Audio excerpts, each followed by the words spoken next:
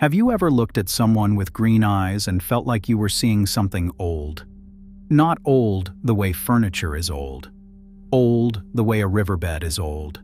Something that has been flowing long before anyone alive can remember, carved by forces no one planned and no one controls. There is a reason for that feeling, and what your DNA knows about it is stranger and more beautiful than anything you have been told. Green eyes are the rarest eye color on Earth. Only about 2 out of every 100 people carry them. Walk through Tokyo, through Lagos, through Sao Paulo, and you could search for days and barely find a pair.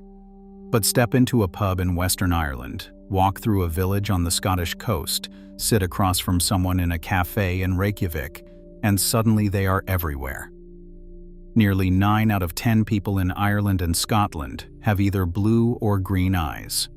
In Iceland, roughly 1 in 5 women has them, 2% of the world. But in these places, green eyes are as common as rain, as unremarkable as a cloudy sky.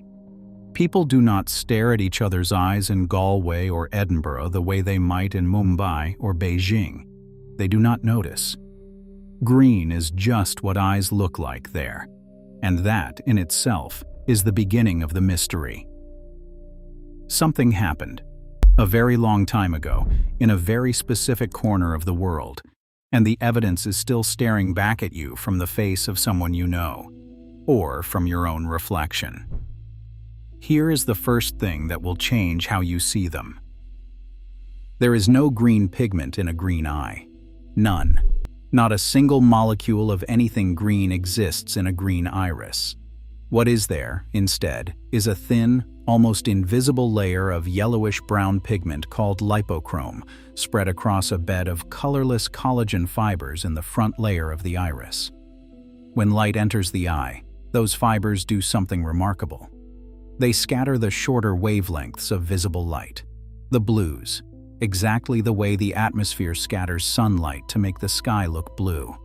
The physics even has the same name, Rayleigh scattering, the same phenomenon, happening inside a human eye. But because of that faint dusting of yellow pigment sitting underneath the scattered blue, the two colors mix. Blue plus yellow. And what reaches your eye, what you perceive when you look across a table into someone's gaze, is green. It is not a pigment. It is a performance.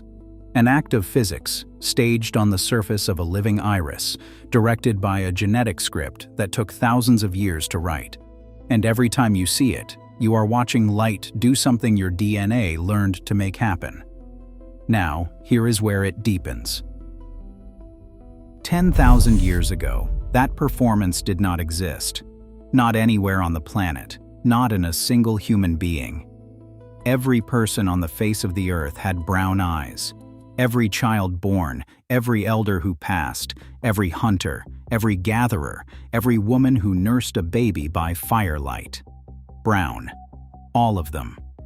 The green you see in the mirror or in someone you love is newer than agriculture, newer than pottery, newer than the oldest known city on Earth.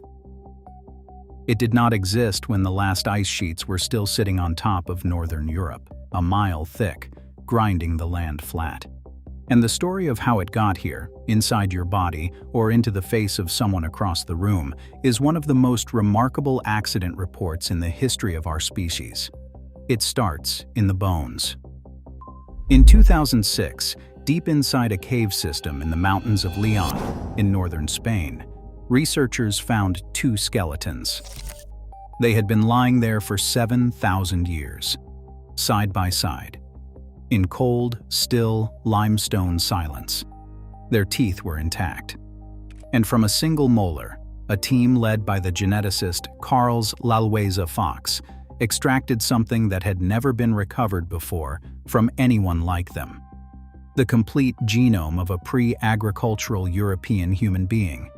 They called him La Brana 1. When they read his DNA, they expected to see the genetic blueprint for someone who looked roughly like modern Europeans. Fair skin, light features, The kind of face you would pass on a street in Madrid without a second glance. That is not what they found. Labrana 1 had dark skin, not ambiguously dark. The team described it as carrying African versions of the genes that determine light skin pigmentation in modern Europeans. His hair was dark brown, probably black, but his eyes carried the genetic signature for blue irises. A dark-skinned man, with bright, light eyes, living 7,000 years ago in the mountains of what would become Spain. It was the first direct proof of something geneticists had long suspected but never been able to confirm. The eyes changed first. Light eyes appeared in Europe thousands of years before light skin did. The face transformed from the eyes outward. The rest of the body caught up much, much later. And it was not just him. DNA from Cheddar Man, one of the oldest, nearly complete skeletons ever found in Britain, 10,000 years old, pulled from a cave in Somerset, told the same story. Dark skin, blue eyes, and a sweeping study published in 2025, analyzing more than 300 ancient DNA samples from archaeological sites across 34 countries in Europe and Asia, confirmed the pattern was continental. Nearly all Europeans had dark skin until just 3,000 years ago. But lighter eyes had been appearing and spreading for thousands of years before that. Let that settle. For millennia, the standard face of Europe was dark skin and light eyes. That combination, which would seem exotic or even impossible to us today, was the norm. It was the default human face of an entire continent for longer than recorded civilization has existed. Imagine meeting one of these people. Imagine crossing paths with a woman who had skin as dark as her African ancestors and eyes that caught the morning light like shallow water. She would not have seemed strange to anyone around her. She would have been ordinary. She was what Europeans looked like.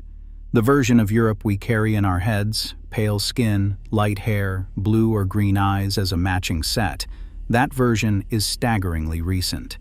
It is younger than Stonehenge, younger than the Great Pyramid, younger than the oldest written word. And here is where the story of green eyes splits from the story of blue. Blue eyes traced to a single mutation. One change, in one gene, in one person. Researchers believe it happened somewhere near the Black Sea, possibly between 6,000 and 10,000 years ago. And every blue-eyed human being alive today, all of them, inherited that exact same alteration, passed down through an unbroken chain spanning thousands of years. Blue eyes had a founder, a single starting point. One person whose eyes turned light, and whose descendants carried that light across the world. Green eyes are not like that. Green is the rebel. Green does not come from one mutation, it comes from a conversation between mutations. A negotiation happening inside your genome that has to go exactly right, or you get blue, or hazel, or brown instead. At least 16 different genes play a role in eye color, but the main actors sit on chromosome 15. One gene controls how much pigment your iris produces. Its neighbor acts like a volume dial, controlling how loudly the first one speaks. In blue eyes, the system is turned almost all the way down. In brown eyes, it runs at full power. But in green eyes, the volume lands at a setting so precise, it is almost absurd. Just enough melanin to tint the light. Just enough structure to scatter it. Not one shade more or less. And what creates that balance is not a single switch. It is dozens of tiny adjustments, layered across multiple genes, assembled over generations through pure chance. One particular variant has been directly linked to green and hazel eyes, but even that is not the whole recipe. The full formula requires the right combination from both parents. Sometimes it reaches back through generations of carriers who never displayed green eyes themselves. Two brown-eyed parents can produce a green-eyed child if both carry the right hidden variants. Two blue-eyed parents almost never will. And here is proof of how delicate that balance truly is. No baby is born with green eyes. Every infant arrives with either brown or blue. The green comes later, usually in the first year or two of life, as pigment cells in the iris slowly calibrate. In a child destined for brown, those cells ramp up quickly. In one destined for blue, they barely activate. But in a child whose genes carry the green eye recipe, the cells land on something impossibly precise. Just enough melanin. A shift in either direction, and the color tips to blue or hazel instead. Parents have watched it happen without knowing what they were witnessing. A baby's blue eyes slowly, over months, warming into green. A 10,000-year-old genetic instruction set, executing in real time. That is why green is so rare. Blue needed one lucky break. Green needed a symphony. An entire orchestra of genes, tuned across generations, arriving at a single precise chord that makes light turn green inside a human eye. And the concert hall where that symphony was most likely to come together was the northwest corner of Europe. This is the part that fascinated me most when I first started following this trail. Green eyes are not scattered evenly across the continent. They cluster. Hard, Ireland, Scotland, Iceland, the Netherlands, patches of Scandinavia. These are the strongholds, and the clustering is not random. It follows, almost perfectly, the places where ancient populations were small, isolated by water or ice or terrain, and stayed that way for thousands of years. After the ice sheets pulled back, small bands of hunter-gatherers moved into the newly exposed land. They lived in groups of dozens, occasionally a few hundred. They tracked reindeer across open tundra, fished cold rivers where salmon ran thick, sheltered in caves and under rock overhangs when the wind turned hostile. In the long winters, these groups could go months without encountering anyone outside their own small band. And in populations that small, something powerful happens to rare gene variants. They do not just float around indefinitely. They either vanish from the group entirely, or they concentrate. Geneticists call this drift. It is pure mathematics, and it does not care about usefulness or beauty or survival. It only cares about numbers. In the isolated pockets of post-glacial northwestern Europe, where rivers cut through valleys that had been under ice just a few centuries before, drift was enormous. If a handful of families carried the right combination of pigment-modifying variants, and those families stayed together across a few hundred years, intermarrying within their small community because there was nobody else, those variants could go from rare to common with startling speed. Not because they helped anyone see better, or hunt better, or resist disease. Simply because in a group small enough, probability bends. It bends in ways that can look, from a distance, like intention. Like someone decided that this small, rain-soaked island at the edge of the Atlantic should become the greenest-eyed place on Earth. If this is pulling you in and you want to follow the DNA trail deeper, subscribe and stay with us. There is so much more buried inside this one. But here is the layer beneath the math that I keep circling back to. The part that complicates the clean, neutral story of random drift and makes it something else entirely. There is growing evidence that green eyes were not only a product of chance. They may have been chosen. Not chosen consciously, the way you would choose a coat. Chosen the way evolution chooses. Slowly, silently. Through the quiet, relentless pressure of who you wanted to look at, who you wanted to be near, who you wanted to touch. A theory that has gained serious traction over the last 2 decades proposes that the extraordinary diversity of eye colors in Europe, the blues, the greens, the hazels, the grays, may have been driven in part by sexual selection. The idea is elegant and faintly unsettling. In a population where nearly everyone has brown eyes, a person with an unusual color stands out. They are noticed. They are remembered. And in the mathematics of reproduction, being noticed, even slightly, is an advantage. Research published in Frontiers in Psychology explored this directly. In populations dominated by one eye color, people show a measurable preference for the rare variant, not dramatically, not overwhelmingly, but consistently. Over hundreds of generations, that small, persistent pull can reshape an entire population's appearance, like water shaping stone. You cannot see it happening, but you can see the result. And the result may be the green eyes in the mirror. What that means, if you let yourself really sit with it, is remarkable. Your ancestors did not hold a meeting and vote on eye color. Nobody wrote a decree. But someone, very far back in the line, looked across a fire, or across a clearing, or across a room in a stone shelter, and saw a pair of eyes that were unlike anything they had encountered before. And instead of looking away, they moved closer. They chose that face, that person, that light, that stepping closer, multiplied across 1,000 lifetimes, repeated in 1,000 different places by people who never knew each other existed, may be part of the reason those eyes exist in your family today. Green eyes may survive, in part because someone once thought they were beautiful. Not because of survival advantage, not because of sunlight or latitude or diet, because of desire.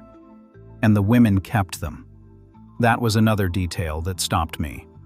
Studies in Iceland and the Netherlands found that women are significantly more likely to have green eyes than men. In Iceland, roughly twice as many women carry them. In the Netherlands, the ratio runs even higher, nearly 3 times as many women as men. A study published in 2013 confirmed the pattern across multiple European populations. Something in the genetic architecture of green eyes appears to express more readily in women. The exact mechanism is still debated, but the pattern has been replicated too many times now to dismiss. The rarest eye color on Earth, weighted toward women, concentrated in the most isolated corners of a single continent, possibly amplified by attraction across hundreds of generations. That is not an accident, that is a story written into DNA. And it is a story that did not stay where it started. In 2020, the largest genetic study of Viking age remains ever conducted was published in Nature. A team sequenced DNA from more than 400 skeletons recovered from Viking sites spanning northern Europe and Greenland. The results demolished the Hollywood Viking entirely. Many had brown hair. Some carried genetic ancestry from southern Europe or Western Asia.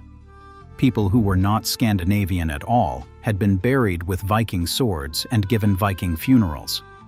Viking identity, the study showed, was something you became, not something you were born with. But the DNA also confirmed that light eye colors, blue, green, gray, were woven throughout the Viking world. And as Norse raiders and traders pushed into Ireland, Scotland, Iceland, and the Atlantic fringe, they carried those variants with them.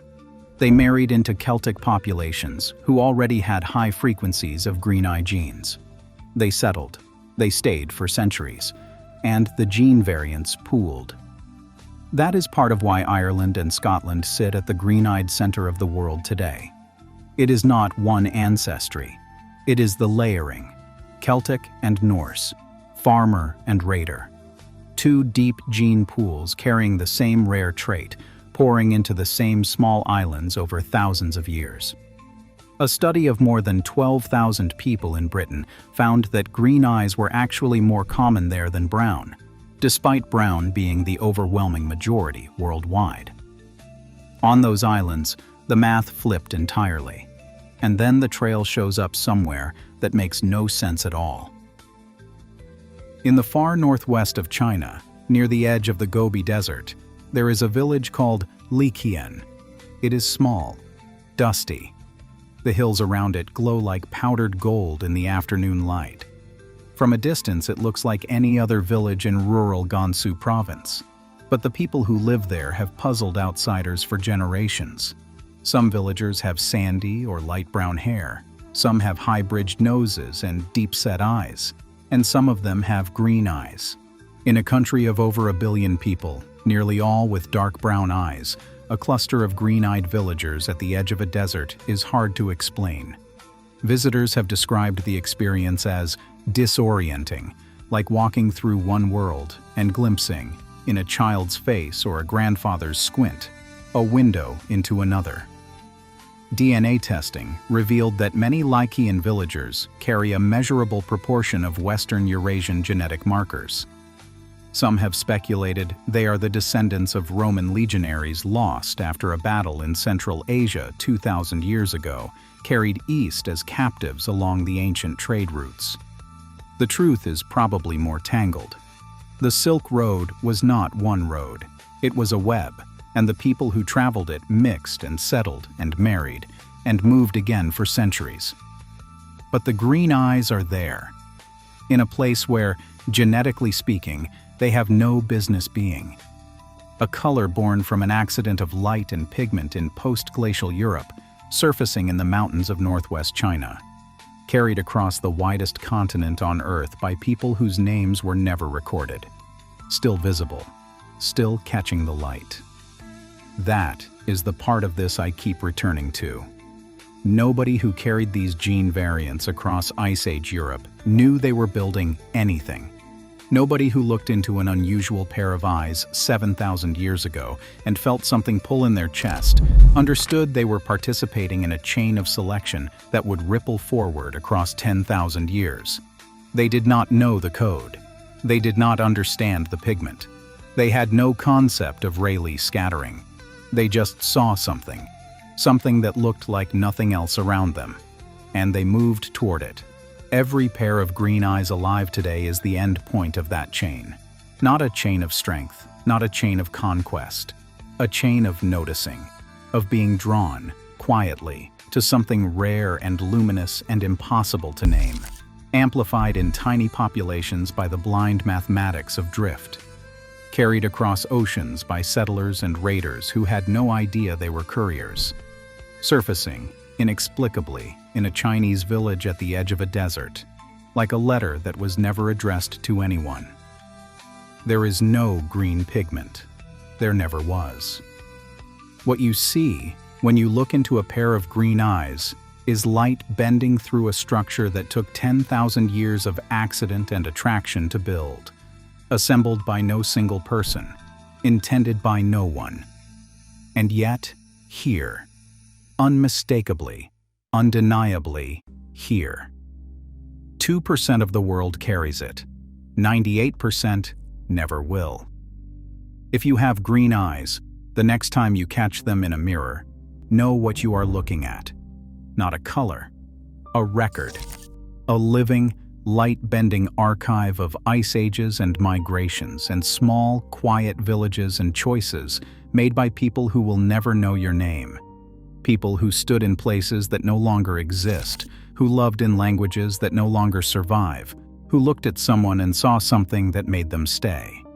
You are looking at a 10,000-year love letter, written in light. And the question that stays with me is this: if green eyes exist, partly because someone long ago thought they were beautiful, what does it mean that after all this time, we still do?